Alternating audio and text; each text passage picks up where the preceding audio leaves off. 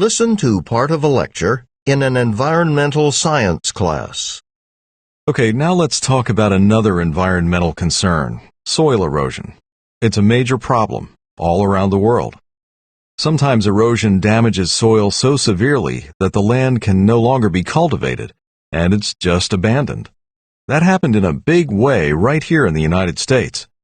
Some of you have probably read the novel The Grapes of Wrath, and maybe you remember that the story took place in the 1930s during the time of what was called the Dust Bowl. Dust Bowl is a term we use to describe an ecological and human disaster that took place in the southern Great Plains region. For nearly 8 years, dust and sand blew across the area and covered everything. It was so bad, it even made breathing and eating difficult. And farmers could only look on helplessly as their crops were destroyed, and the land and their lives ruined. Now, there had always been droughts and strong winds in that region. But that was okay because the native grasses had deep roots in the ground that were able to hold the soil in place.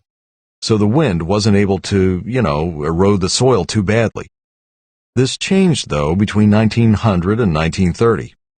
Agriculture was expanding rapidly then, and lots of farmers in the southern Great Plains wanted to grow wheat and other crops they could sell for cash, crops that would be profitable.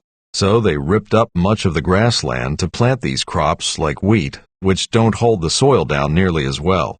At the same time, livestock, cattle, too many of them, were feeding on grasses in the area and damaging a lot of the grassland. So these animals caused even more erosion of the soil.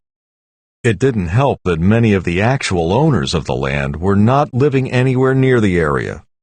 A lot of the landowners lived way back east and rented out the land to local people who lived on the land and worked on it, but didn't have much reason to take really good care of it.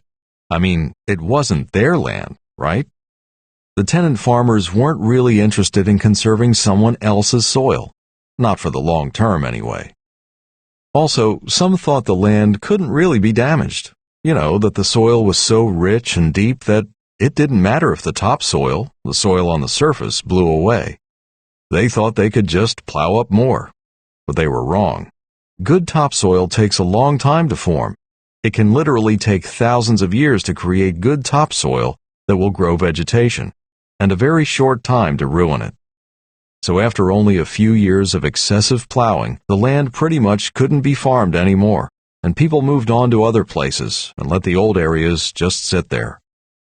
And when they didn't plant anything on that land, that made it vulnerable to even more erosion. So it was kind of a vicious cycle, you could say. Another problem, ironically, was that advances in technology were actually destroying the land instead of improving it.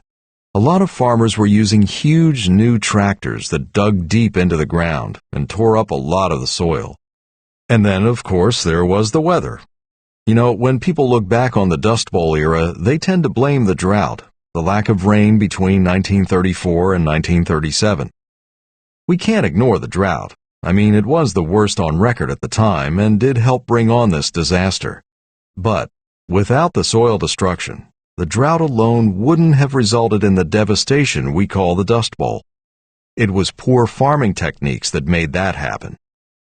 Since then, though, we've paid more attention to trying to prevent a future Dust Bowl. One thing Congress did was enact a massive government effort to improve soil conservation called the Soil Erosion Act. Under this law, large stretches of land in the southern Great Plains were identified as being at risk for erosion and were taken out of production and turned into permanent grassland. What that did, by protecting the land from excessive farming, was to stabilize the soil. Also, the Soil Erosion Act helped educate farmers to practice better soil conservation techniques, like reducing how often they plowed and using better equipment that would, minimize damage to the soil structure.